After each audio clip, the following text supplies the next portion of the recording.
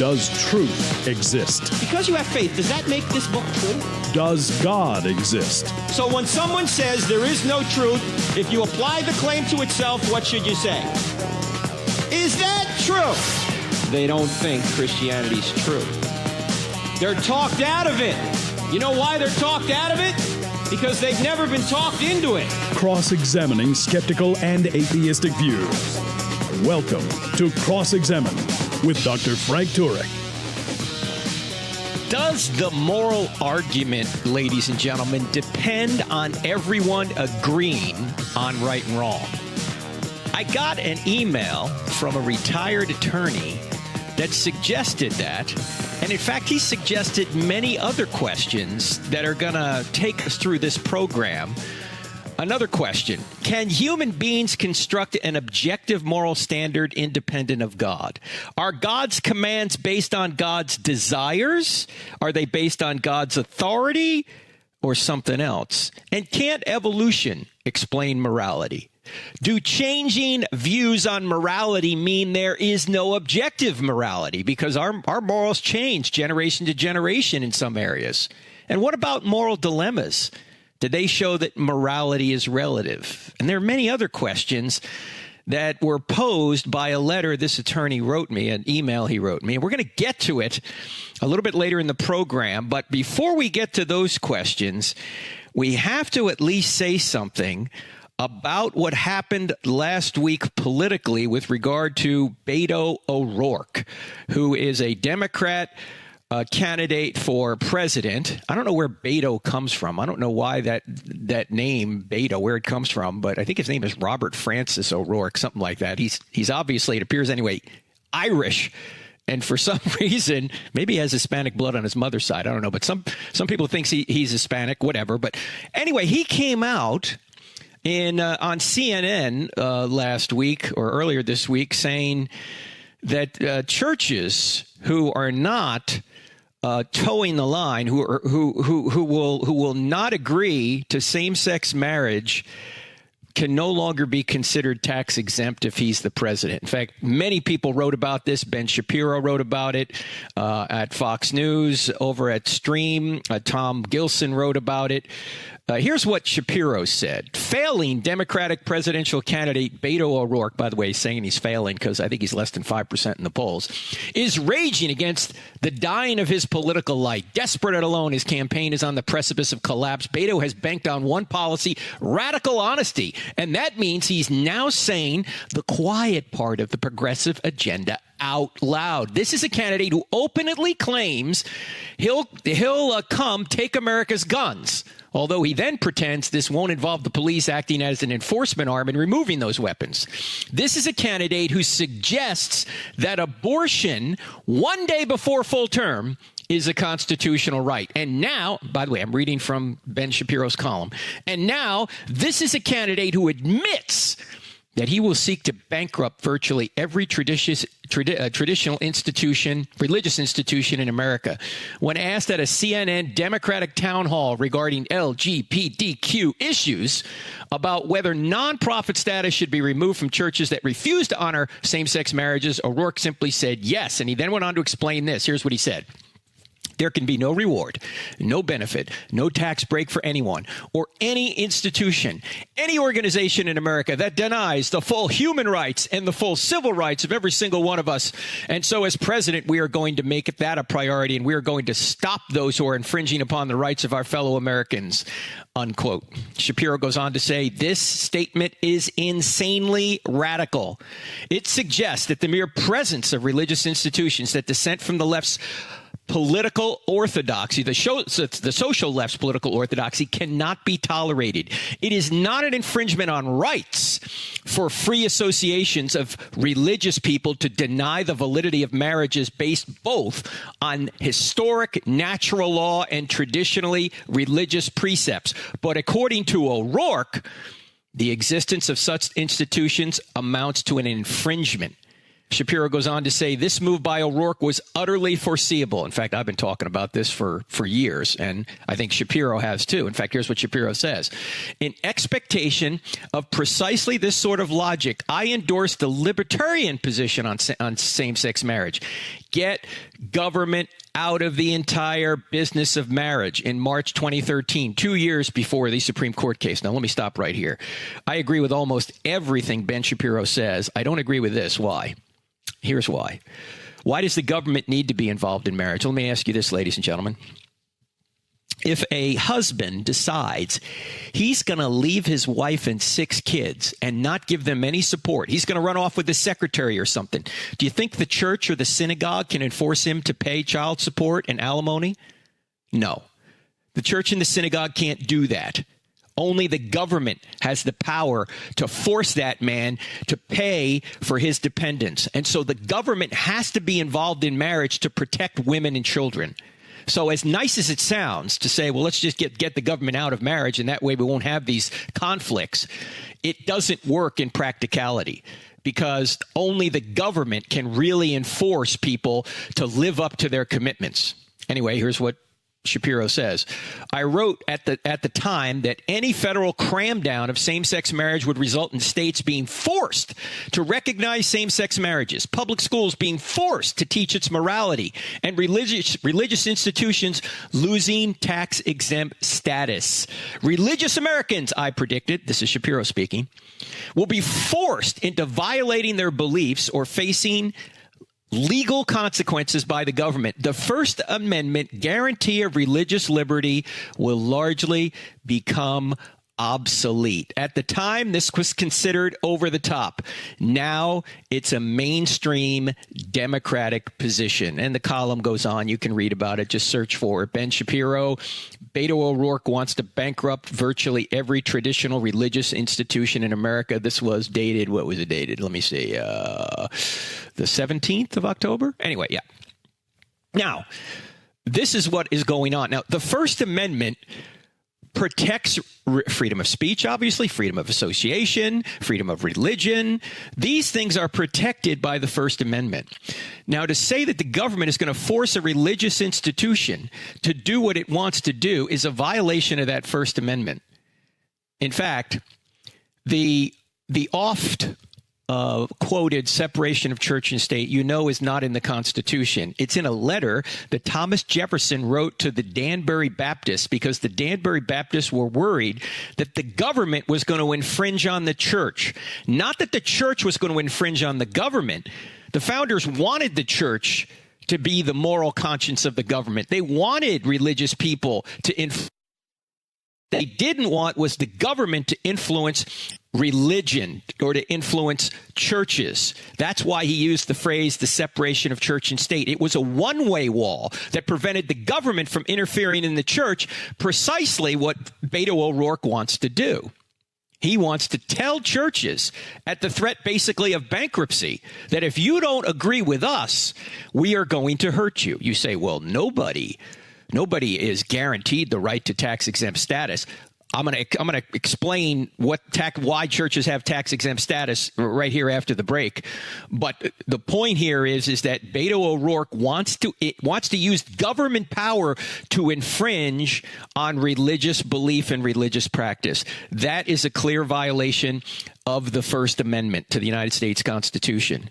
And this is why some other Democratic candidates who are a little wiser than him said, no, we can't go there. But it'll be interesting to see if other Democratic candidates line up with what O'Rourke says. A couple of them have said, no, they don't. But who knows? If they ever become president, they might actually do that. Because, look, the religion of sex, as I've been saying for years, is a religion of the sword.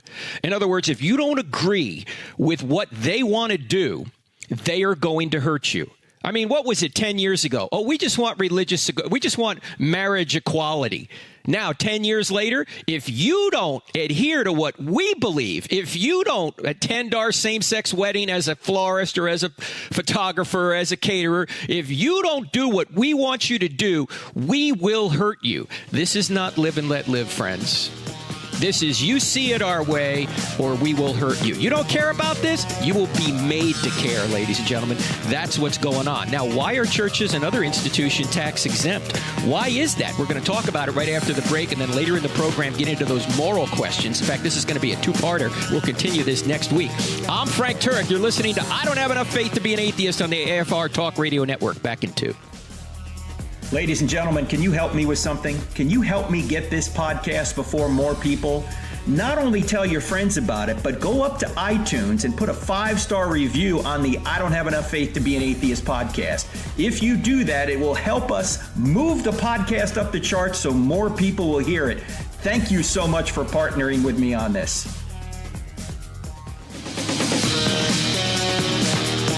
Welcome back to Cross-Examine. Well, actually, we're now calling this podcast I Don't Have Enough Faith to Be an Atheist because it says more. And if you've noticed that the Cross-Examined feed on iTunes is no longer being updated, if you want this podcast, you have to get the I Don't Have Enough Faith to Be an Atheist feed, or you can just get the Cross-Examined app, 2 words in the App Store, Cross-Examined. It has all the podcasts on it. And in fact, it even goes back way before the iTunes feed goes back. It has shows on there that are 2, 3, 4, 5 years old. And look, most of the shows we do are evergreen. Right now, we're talking about a current event. We don't do that quite a bit. Normally, we're talking about evergreen topics. Actually, this is an evergreen topic, the First Amendment, but we're discussing it in the context of a current event. But you can go back and listen to shows that are 5 years old, and they're still evergreen because most of the time we're talking about evidence for Christianity or attacks against Christianity and how to cross-examine them and refute them. So get our app, the Cross-Examined app. There's a lot on there. There's also a quick answer section. The TV show is streamed there. Our calendar's up there. You can watch when we stream events. In fact, I'm going to be up at the University of Alaska at Anchorage Monday night, this Monday night, 2 days from now. What is that, October 21st? Let's see, October 21st, Monday night. Now, it's going to be late if you live on the East Coast because I think we're starting at 6:30 Anchorage time, which would be like 10:30 Eastern time. And, of course, the Q&A will probably start around like midnight Eastern time. But if you're an insomniac, you can watch it. Or you can go to our YouTube channel. You can go to our Facebook page. You can go to our website. And the stream will be up there when you wake up in the morning. So if you want to see any of that, you can. Now, we're talking about tax-exempt status. Why are churches and other charities tax exempt? Perhaps the biggest reason they are tax exempt is because they serve the community more effectively and more personally than any government program ever could. Let me just give you a list, and this is not an exhaustive list, a list of benefits that churches and other religious institutions actually bring to civilization, other than salvation and discipleship, right? What is the purpose of church according to Ephesians 4? Ephesians 4.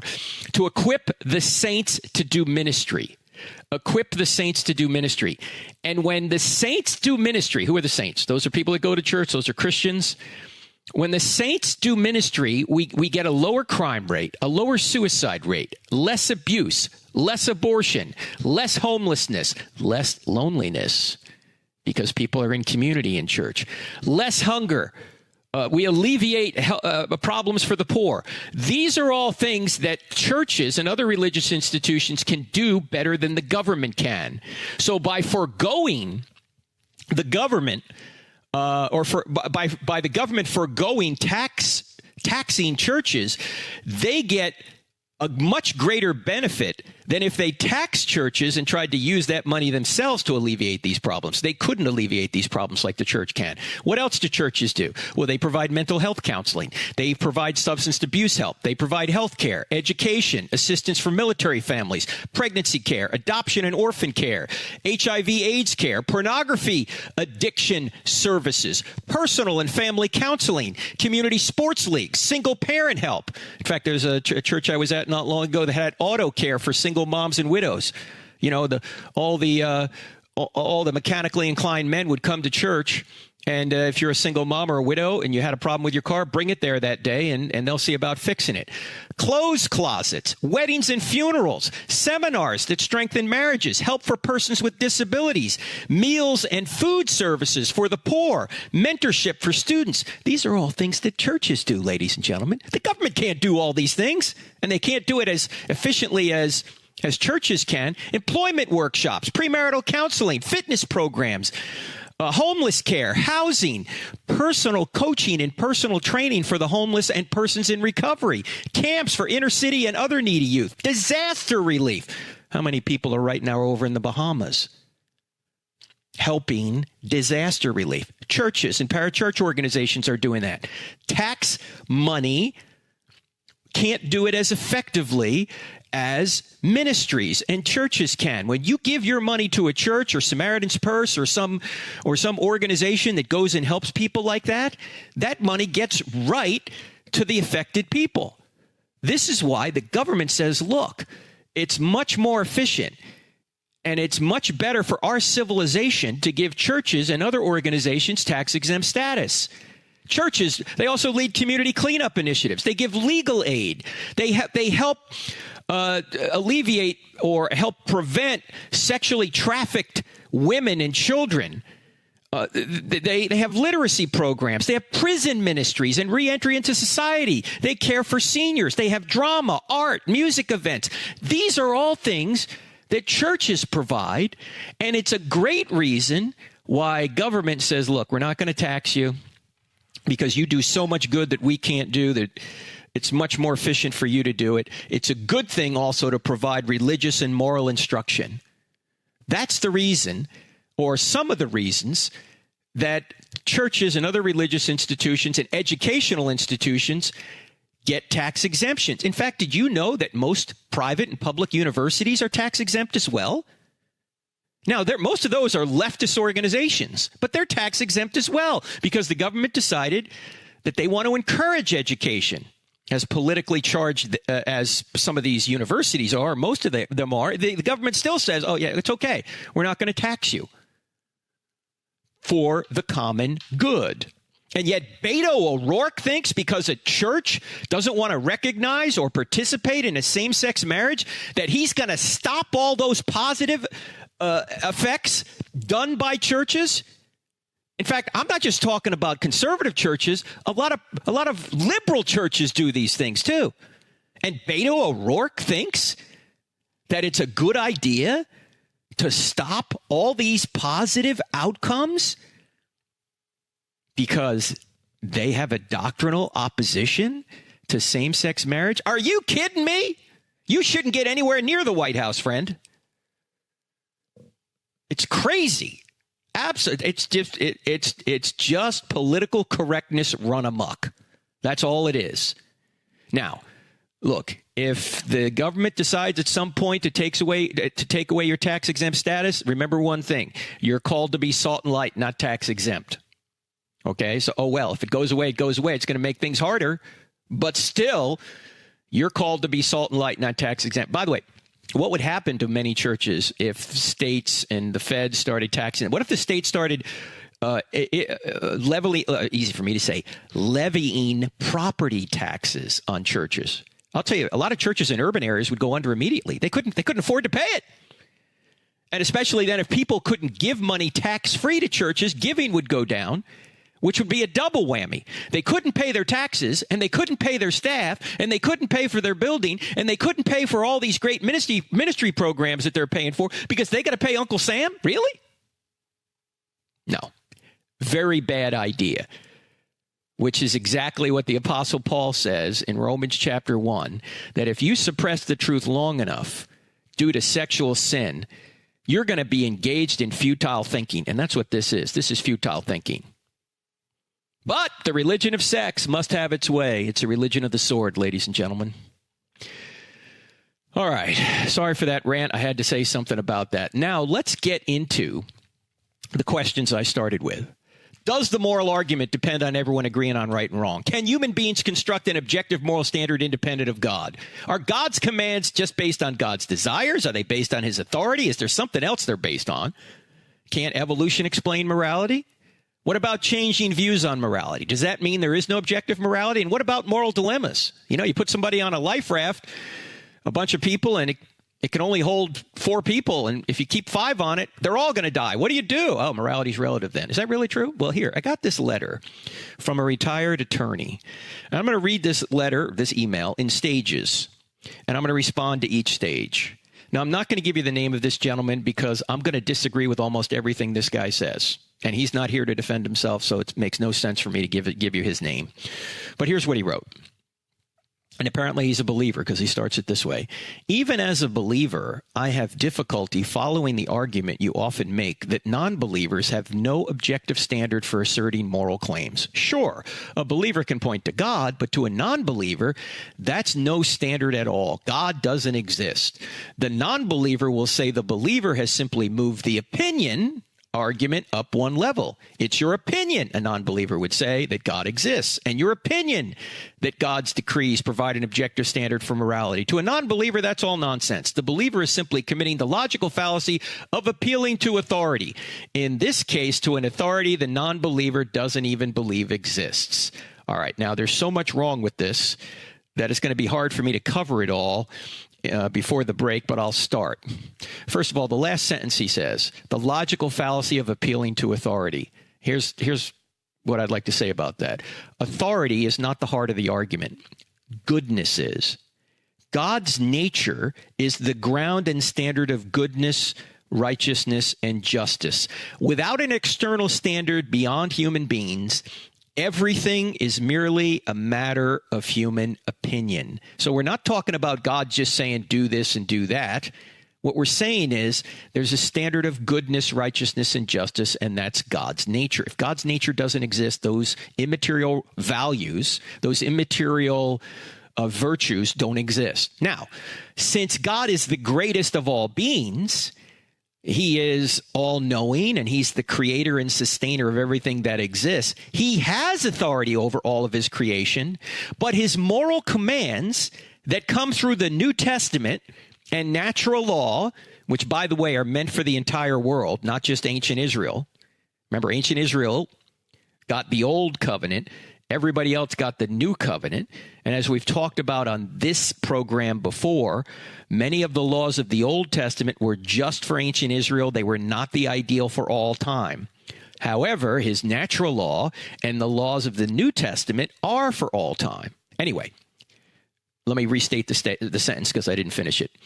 His moral commands that come through the New Testament and natural law aren't derived from his authority, but his goodness. In other words, he's not pulling rank and saying, and do this merely because I said so. He's saying, he says, do this because it is good. It's in accord with my nature. And as the greatest being who knows all things, it's what's best for you in my creation. Here's the problem. Atheistic materialism has no standard of goodness. I mean, if all that exists are molecules, as the atheists claim, then how do you get something called goodness, righteousness, or justice? You can't. That's why I ask atheists with my debate, how much carbon is in the justice molecule? There's no answer to that. Why? Because justice is not made of molecules. But if you're a materialist and you believe in justice, you have to somehow explain it by molecules, and it can't be explained. That's why atheism is a worldview that cannot actually explain why reality is the way it is. All right, I'm Frank Turek. Don't go away. We're back in just 2 minutes. If you find value in the content of this podcast, don't forget to follow us on Instagram, Facebook, and Twitter. Join our online community to have great conversations, grow in your knowledge of God, and become a better defender of the Christian faith. Also, don't forget to subscribe to our YouTube channel, where we have hundreds of videos and over 100,000 subscribers that are part of our online family. Find us by searching for Frank Turek or Cross-Examine in the search bar. You can find many more resources like articles, online courses, free downloadable materials, event calendars, and more at crossexamined.org.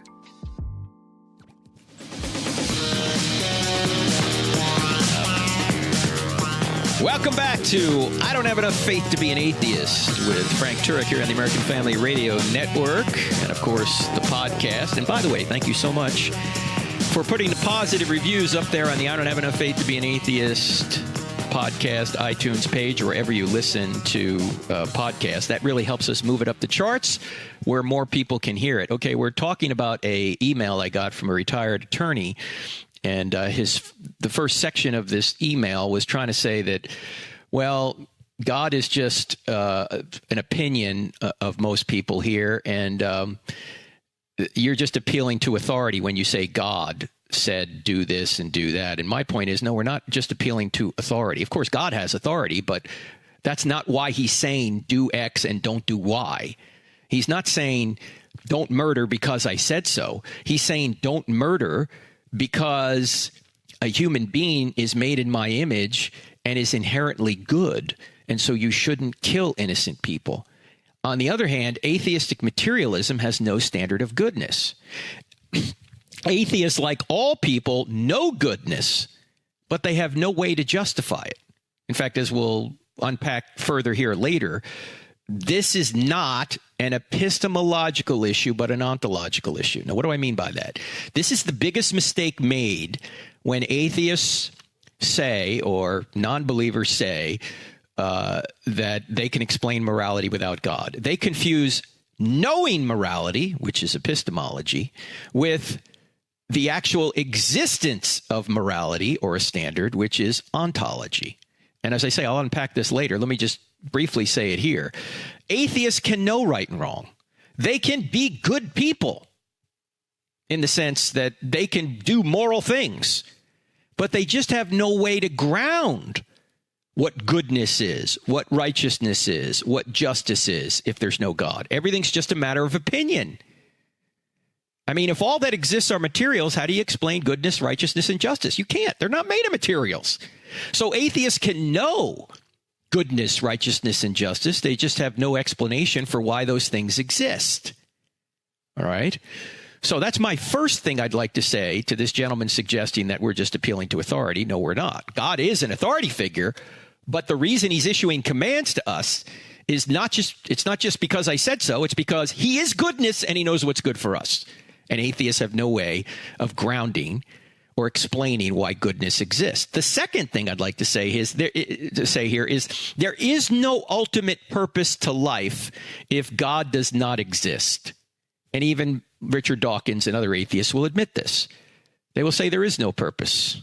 We just dance to our DNA. In fact, Dawkins has famously said, there's no good, there's no evil, there's no justice. There's just blind, pitiless indifference. And DNA just is, and we dance to its music. So there's no right or wrong, and there's no ultimate purpose. But if there's no ultimate purpose, then you can't have objective morality. You need purpose for objective morality to exist. Let me give you an illustration of this. And I've said this before. In fact, I say a lot of things several times, and somebody say, well, you're saying the same thing over. Yeah, I do say the same things over and over again. Why? Because repetition is the mother of skill. I need to hear something 5 or 6 times before I got it, maybe 10 times before I can teach it. Repetition is the mother of skill. Most of us, if you listen to something once, and I'm going on a tangent here, but it's important. If you listen to something once, within a week of what you listen to, you might remember 2% of it. 2%! Unless something really hit you, like an impact event, then you might remember it forever. Sometimes there's aha moments, which you never forget, but the rest of it, you go, man, what? That was good, but I can't remember what was said. So repetition is important. Let's say a football game. Here's the illustration. How do you know that your quarterback throwing a touchdown is better than your quarterback throwing an interception? You know that a touchdown is better than an interception because you know the goal of the game. You know there's a purpose to the game. If there was no purpose to the game, you couldn't say that a touchdown was better for your team than your quarterback throwing an interception. In other words, someone set the purpose of the game and the rules. But if there is no purpose or rules, there are no good or bad plays. There are no good or bad plays from a pragmatic perspective or good or bad plays from a moral perspective. If there is no purpose, there has to be a purpose for you to say, this is good, a good behavior, and this is a bad behavior. Here's the problem. If God doesn't exist, as even atheists will admit, there's no ultimate purpose to life and hence no right or wrong way to live it. Now, that's not to say you can't come up with your own personal purpose. Of course you can. People live for all sorts of different things. But there's no overarching purpose. And what happens if your purpose interferes with somebody else's purpose? How do you arbitrate between those two? How would the Jews arbitrate with Hitler? Because Hitler, on one hand, would say, my purpose is to create the Uber race. And in my view, Jews are getting in the way of creating that Uber race, where Jews are saying, no, our purpose is to have our own community and to live just like everybody else. But Hitler wants to take away our lives. Who's right? Who's right if there's no overarching purpose? Well, you can't say anyone's right unless there's no overarching purpose. It would just be the opinion of the Jews against the opinion of Hitler. There's got to be an outside source, and an outside standard, a standard whose essence is goodness, righteousness, and justice. So why we can come up with our own meaning, we can't come up with any ultimate meaning. And look, if there is no God and there's just materials, one day we're all going to be dead anyway, and there's no ultimate meaning. Do you realize that everything that you do will ultimately mean nothing? Do you realize that everything you say will be forgotten? Do you realize that everyone you love will die and you will never see them again unless God exists? Because we're going to heat death here. This universe is ultimately going to run out of juice. And nothing's going to mean anything, ultimately, unless God exists. So if there is no God, there's no good or no purpose. So there's no reason not to kill human beings if they get in the way of your desires. The only reason would be to not kill them because you might get caught and some other human being might throw you into jail. But why should you restrain yourself if you're the dictator? Why should Stalin restrain himself from killing everybody he wants to kill, to get them out of his way and to take their stuff? Why should he not do that if he can get away with it? If there is no God, if there is no meaning, if there is no purpose, if there is no ultimate right and wrong, or ultimate authority who will hold him accountable. Why not? Now, obviously, thankfully, most atheists don't live this way, but that just shows that atheism is unlivable. They have to invent a moral standard or steal one from God to make life livable. You can't live as if there's no purpose. You can't live as if there is no right and wrong and we just dance to our DNA. You couldn't even hold anybody accountable if that were the case. You couldn't throw anybody in jail, not morally anyway, because they really didn't do anything immoral if there's no standard and if they didn't have free will. If they're just dancing to their DNA, how can you say they're really wrong? So without God, none of this makes any sense. Now, what I'm saying here doesn't necessarily prove the Christian God, but if you continue to do the research, you'll realize that we are talking about the Christian God because the Christian God is the true God. You have to look at the evidence for Jesus in order to know that. I'm simply saying without some deity beyond reality or beyond the universe, beyond us, everything's just a matter of opinion.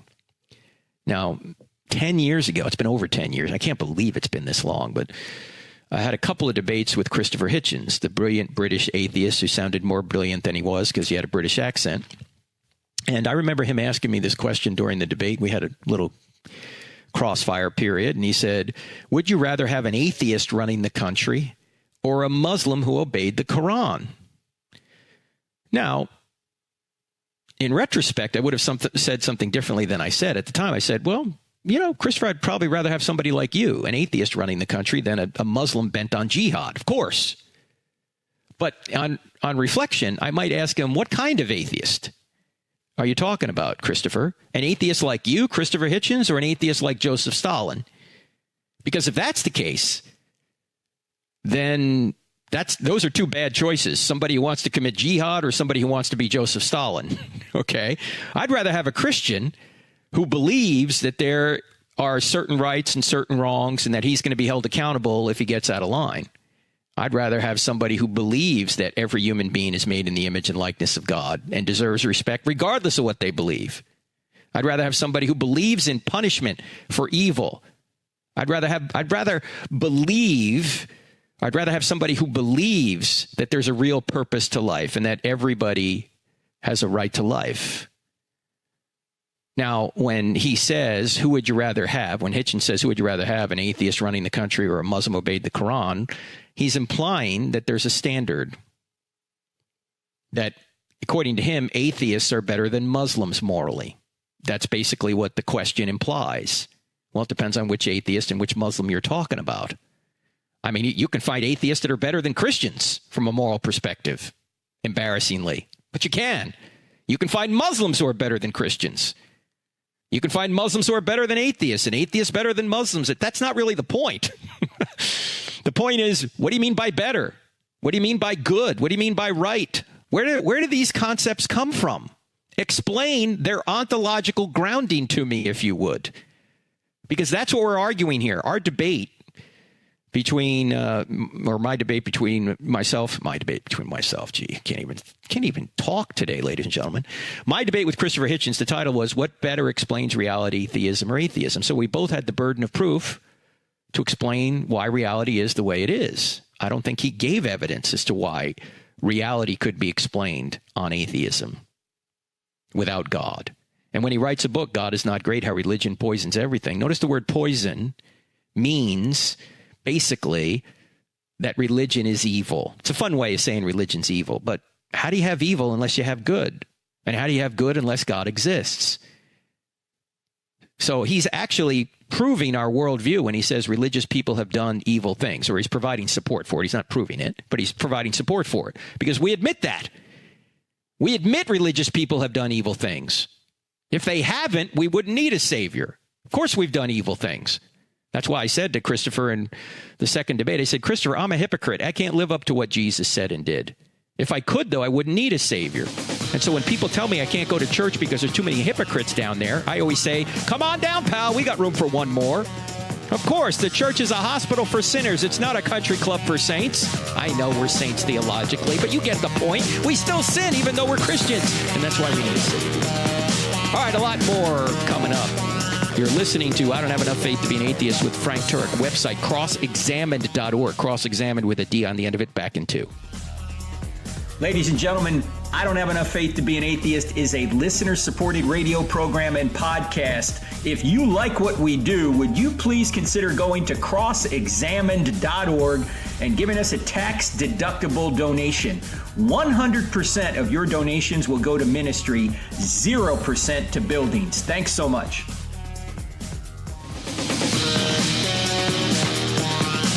We're talking about the moral argument and misunderstandings about the moral argument. In fact, in the next week's program, we're going to continue our discussion because I can't get through all this material. I got so much to say based upon what a retired attorney wrote me in a Q&A. And by the way, if you want to write with questions, the email is hello@crossexamined.org.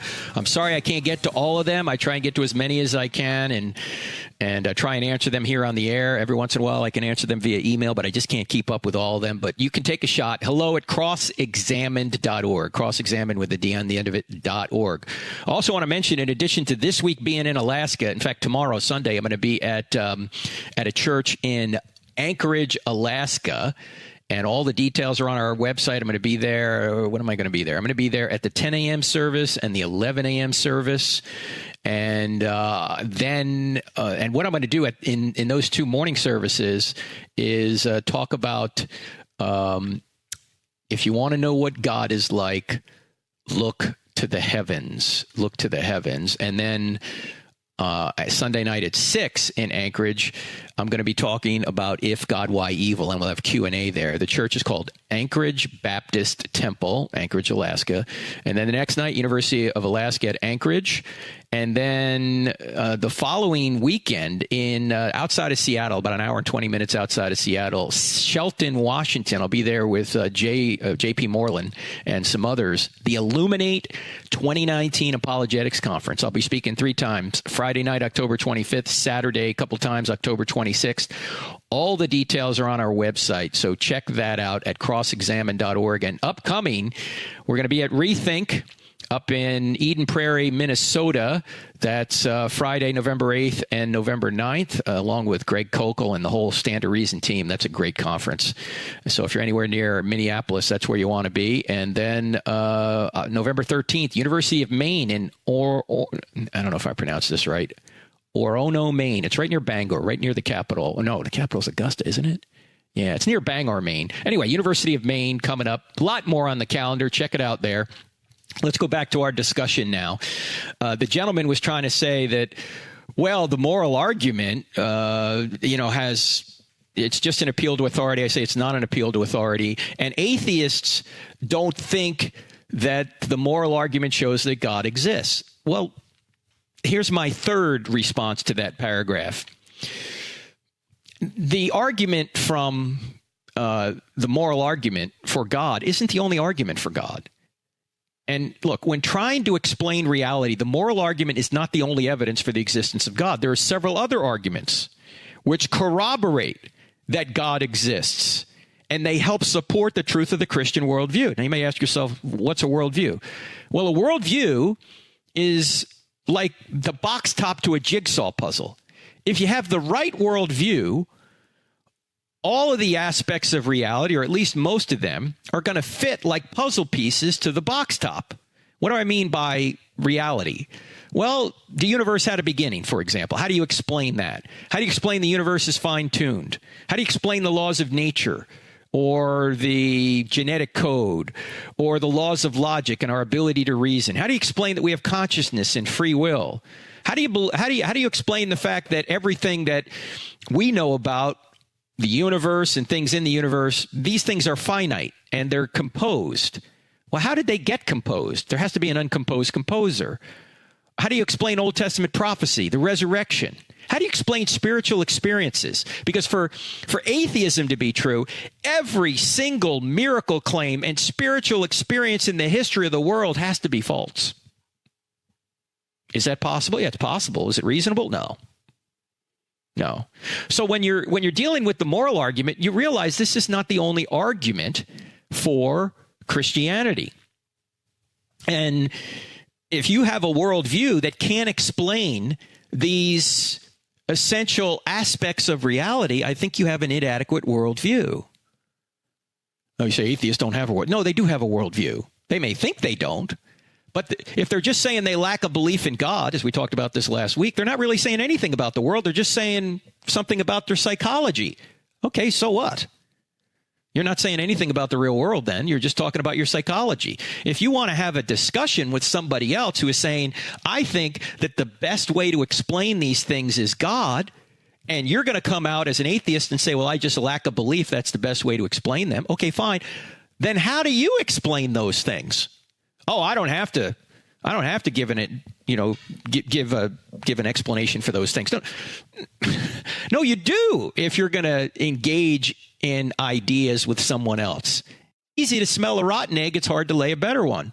As I pointed out last week, and you can get the details if you listen to last week's podcast. If there are 2 detectives and they come across a murdered body, they both have the burden of proof to explain who murdered that particular individual. If one of them says, I think suspect X is the murderer, and the other person says, well, I just lack a belief it's suspect X, and the first detective looks at the second one and says, okay, you don't think it's my guy. Who do you think did it? And the guy goes, well, I just lack a belief it's your guy. Is that guy a good detective? No. No, he's not a good detective at all. He needs to come up with his own suspect. Now, that's the problem here, is that atheists don't come up with their own suspect, or at least they say they don't. Actually, they do. They talk about quantum vacuums and evolution and multiverses and these kind of things. Well, what evidence do you have that those things can create the universe that we have? What evidence do you have for that? So let me briefly go through some of these aspects of reality. And we're only going to get through one paragraph of the letter that this gentleman wrote me. We'll have to get to the rest of them next week. But let's talk about the creation of the universe out of nothing. How do you explain that from an atheistic perspective? To just simply say you lack a belief is not adequate. Yeah, you might lack a belief, but that's not telling me anything about what your explanation is for how the universe got created and the fact that it is fine-tuned from the very initial conditions. If you change the expansion rate an infinitesimal amount, none of us are here. Why? And what about the laws of nature? Why are they so precise and consistent? Atheists are always saying, well, the laws of nature can do X, Y, and Z. Where'd the laws of nature come from? Laws come from lawgivers. And why are they so precise and consistent? All physical things change. Well, why don't the laws that govern physical things change? The laws of nature. And there's only 4 of them that we know about. The strong and weak, nuclear forces, gravity, and electromagnetism. Where did those things come from? And why are they so precise and consistent? How about the constants and quantities in those laws of nature? Why are they so precise? If you were to change them by a fraction of a decimal point, we wouldn't be here. There'd either be no universe or no universe that could support life. Why is the universe goal-directed? This is what Thomas Aquinas called his 5th way to argue for God. Aristotle called it teleology. The whole universe is directed toward an end. Things in the universe are directed toward an end. Acorns are directed to become oak trees. Why? Why don't they become elm trees, birch trees, or seahorses? They don't have minds of their own, yet they, if left to themselves, if they get proper nourishment, if they get proper sunlight, they're going to become oak trees. They don't have a mind of their own, yet they're going in a direction. If they don't have a mind of their own, there must be an external mind directing them toward an end. That is what Aristotle called the unmoved mover. That is what Thomas Aquinas called God. That's who Paul was referring to when he said, in him we live and move and have our being. And Christ holds all things together. And the writer of Hebrews says God sustains all things by his powerful word. Where did the billions of letters of precisely ordered information in every one of your 40 trillion cells come from? And where do these irreducibly complex structures that are in every one of your cells and throughout your body, where do they come from? You can't modify them gradually. These things are created and engineered. They're designed. How about the laws of logic and our ability to reason? In fact, I can't wait for next week's program because I discovered this new quote from C.S. Lewis that just blows this idea that atheists have reasons against God out of the water. We'll see it next week. You're going to have to tune in. I can't get to it right now. But why can we reason at all? Why do the laws of logic exist? And why do our brains, why can they ascertain truths about the real world and then arrive at true conclusions, valid conclusions? How can you explain that just by molecules? And by the way, where'd the molecules come from? Why are we conscious and free will? Saying that consciousness and free will are an illusion, as some atheists say, is first of all self-defeating. You'd have to be conscious to say that, and you'd also have to say it freely for it to be true, or for it, at least for you to know it's true. Because if you're going to say you don't have free will, then that thought you don't have free will, you didn't freely come to it. You were directed there by the laws of physics, so why should you believe it's true? The argument from composition I mentioned earlier is another aspect of reality. Everything that we know about in the universe, including the universe itself, is composed of parts. Well, you can't go on an infinite regress of composers. There has to be an uncomposed composer that composed everything else. That's what we mean by God. Old Testament prophecy, just read Isaiah 53 or Daniel 9. How do we explain that? Written hundreds of years in advance. How do we explain the resurrection if there's no God? Oh, Jesus didn't rise from the dead. There's some other solution. Really? You really think that's the case? You really think that people who were Jews, who thought that they were God's chosen people, would invent a guy who claimed to be God, which was blasphemy to them, and then say he rose from the dead even though he really didn't? And then they got beaten, tortured, and killed for saying that was true. You think they invented that? Look, J. Warner Wallace, my friend who's a cold case homicide detective, when he finds a dead body, he knows there's only one of three reasons why that body's dead if it's murdered. There's not 1,000 reasons. There's only three. There's either a sex issue, a money issue, or a power issue. Question. Did the New Testament writers get sex, money, or power for saying Jesus had resurrected from the dead? No, they didn't get any of those things. In fact, they lost power. They got persecuted. They're not making this up. And yet, you have to explain the resurrection if you're an atheist by, I guess, saying they made it up. It doesn't make any sense, friends. Now, we're going to come back to this next week.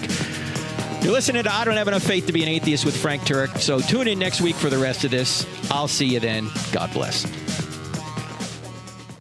If you benefit from this podcast, help others find it.